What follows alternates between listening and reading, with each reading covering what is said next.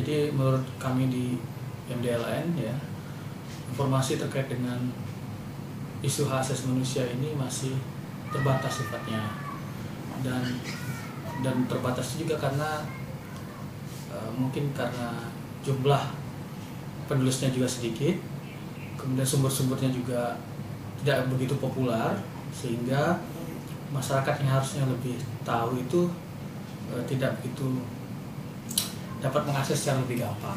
Itu pertama. Kedua, isu tentang hak asasi manusia juga banyak dikomunikasikan secara lebih terbatas, mungkin karena bentuknya lebih serius, kemudian dia juga tidak berusaha didekati dengan cara yang lebih mudah dipahami oleh masyarakat. Jadi menurut kami ada dua hal tersebut yang mendorong kami untuk mempopulerkan sebenarnya konten hak asasi manusia bagi para penulis-penulis yang kami anggap punya potensi untuk memasukkannya di blog masing-masing. Nah, di satu sisi juga peran blogger ini signifikan karena mereka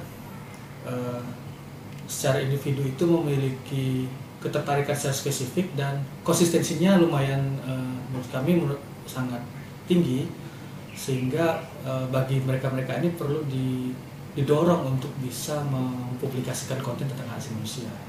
Nah, kami harap dengan adanya penghargaan award bagi para blogger ini, kami harapkan konten terkait dengan hak asasi manusia itu lebih banyak nanti bisa diakses oleh masyarakat umum.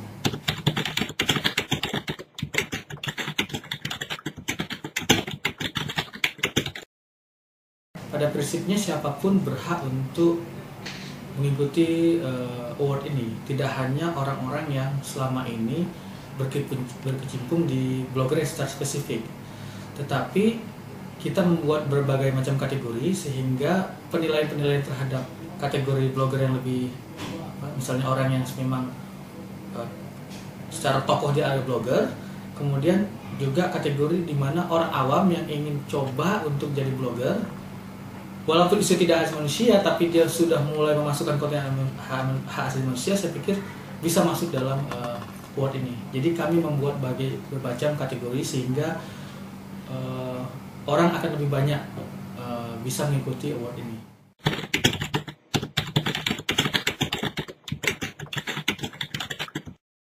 Sebenarnya pertama jumlah blogger ya yang menulis tentang konten hak asasi manusia itu meningkat. Sebenarnya indikatornya di situ. Jadi semakin banyak blogger untuk ikut menulis, mempublikasikan, kemudian masyarakat yang mengaksesnya juga akan menjadi banyak, sehingga isu tentang hak asasi manusia ini bisa jauh lebih naik dan bisa dipahami oleh masyarakat awam.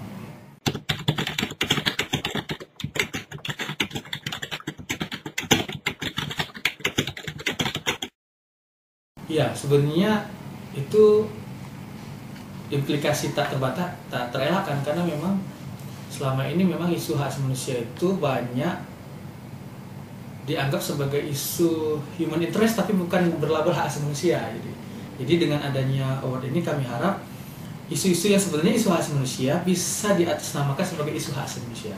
Misalnya konten hak asasi manusia terkait dengan kebebasan beragama yang di kita banyak dilakukan secara sangat mainstream ya. Kemudian isu-isu tentang transgender, hak kelompok difabel, hak-hak kelompok yang secara struktur oleh hak asasi manusia itu bukan kelompok hak asasi manusia yang tidak tergarap di berita-berita media lainnya. Jadi ini merupakan menurut kami tidak terbantahkan akan muncul alternatif-alternatif berita atau konten hak asasi manusia yang berbeda dengan isu yang selama ini ada di media-media nasional.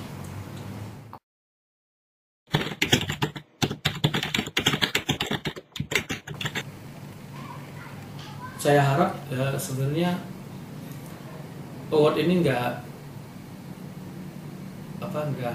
berhenti sampai di sini gitu.